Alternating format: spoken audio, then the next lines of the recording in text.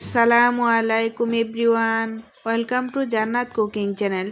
আজকে আমি আপনাদের সাথে শেয়ার করব গাজরের নাস্তা। কি বানাবেন না ভেবে এক্ষুনি বানিয়ে ফেলুন গাজর আলুর নাস্তা।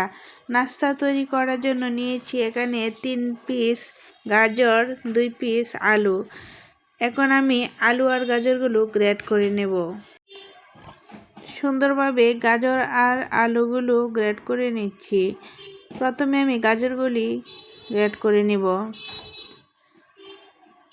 আপনারা চাইলে হাতে বটির সাহায্যে কুচি করে নিতে পারেন, কিন্তু ওইটা তেমন একটা সুন্দর হয় না, শক্ত শক্ত ভাব থেকে যায়। আর গ্রেট করে নিলে একটু নরম হয়, আর নাস্তাগুলো তৈরি করতে অনেকটাই সুন্দর হয়। এখন আলুগুলো গ্রেট করে নিচ্ছি।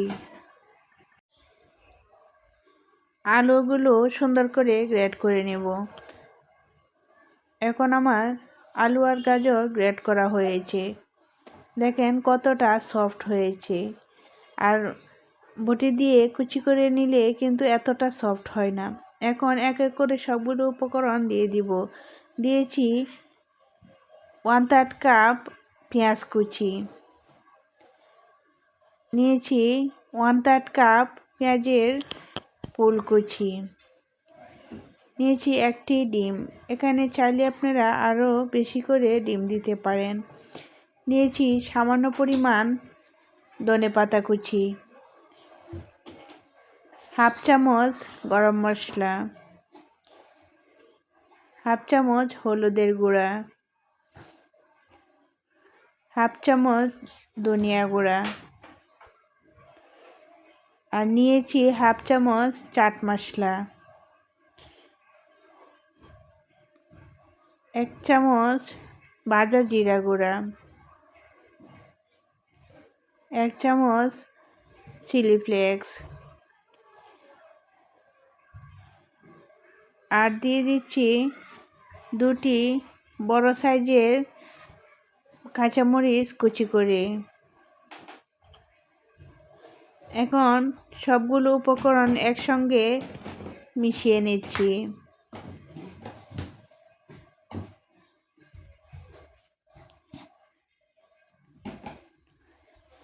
দিয়ে দিচ্ছি 1 চামচ লবণ, আর বাইন্ডিংয়ের জন্য দিয়ে দিচ্ছি 1/3 কাপ ময়দা। এখানে ময়দাটা আমি ভালো করে মিশিয়ে নিচ্ছি। এখন হাতের সাহায্যে মিশিয়ে নেব। একটু চেপে চেপে মেশাতে হবে, যাতে আলু আর গাজরগুলো একটু নরম হয়ে যায়। আর খুব বেশি চেপে চেপে মেশালে কিন্তু পানি উঠবে, তাহলে আর নাস্তা তৈরি করতে অসুবিধা হবে, আর ময়দার পরিমাণ বেশি লাগবে। ময়দা এখানে বেশি পড়লে কিন্তু নাস্তাগুলো খেতে ভালো লাগে না। এখন আমার মাখানোটা হয়ে এসেছে। অল্প অল্প নিয়ে আমি নাস্তাগুলো শেপ দিয়ে নেব। আমি 3 কোণ করে শেপ দিয়ে নিচ্ছি। আপনারা চাইলে যে কোনো সাইজে করে শেপ দিয়ে নিতে পারেন, গোল করে বা লম্বা করে বা ফিঙ্গার শেপ দিতে পারেন। এখন আমি এরকম করে সবগুলো নাস্তা তৈরি করে নেব। তৈরি করে একসঙ্গে ভেজে নেব। এখন চুলায় একটি প্যান বসে দিয়েছি পরিমাণ মতো তেল, আর তেলটা গরম হয়ে এসেছে। নাস্তাগুলো আলতোভাবে দিয়ে দেব। এই নাস্তাগুলো কিন্তু খুব তাড়াহুড়া করে বানানো যায় না, আলতোভাবেই বানিয়ে আমি তেলের মধ্যে দিয়ে দিচ্ছি। আর চুলার আঁচটা এই পর্যায়ে রাখতে হবে লো আর মিডিয়ামের মাঝামাঝি। খুব বেশি বাড়িয়ে রাখলে নাস্তাগুলো যেহেতু অনেকটাই মোটা, তাই কালার চলে আসবে, ভিতর থেকে ভাজা হবে না, কাঁচা থেকে যাবে, আর খেতে অনেকটাই বিশ্রী অবস্থা হবে।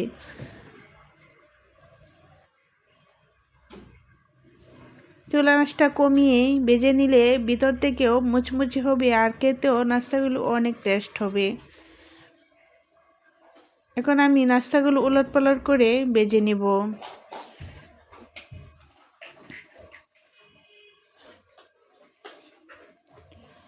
এরকম করে আমি কিছুক্ষণ পর পর নাস্তাগুলো উল্টিয়ে দিব। এক পিঠ দিয়ে খুব বেশিক্ষণ রাখা যাবে না, তাহলে কালার চলে আসবে আর নাস্তা মুচমুচে হয়ে যাবে, অন্য পিঠ দিয়ে হবে না। কিছুক্ষণ পর পর উলটপালট করে দিব। আর চুলার আঁচটা কিন্তু বাড়ানো যাবে না।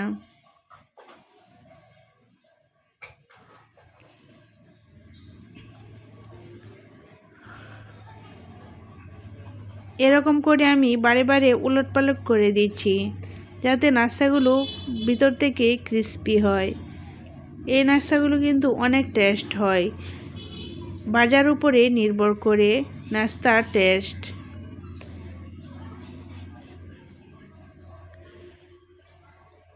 এই কাজগুলো কিন্তু দাঁড়িয়ে থেকে করতে হয়, তাড়াহুড়া করে নাস্তাগুলো তৈরি করা যায় না।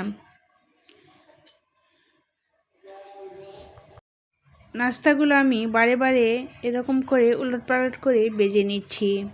আর এই পর্যায়ে চুলার আঁচটা একদমই কমানো যাবে না, বাড়ানো যাবে না, তাহলে কিন্তু নাস্তাগুলো সুন্দর হবে না।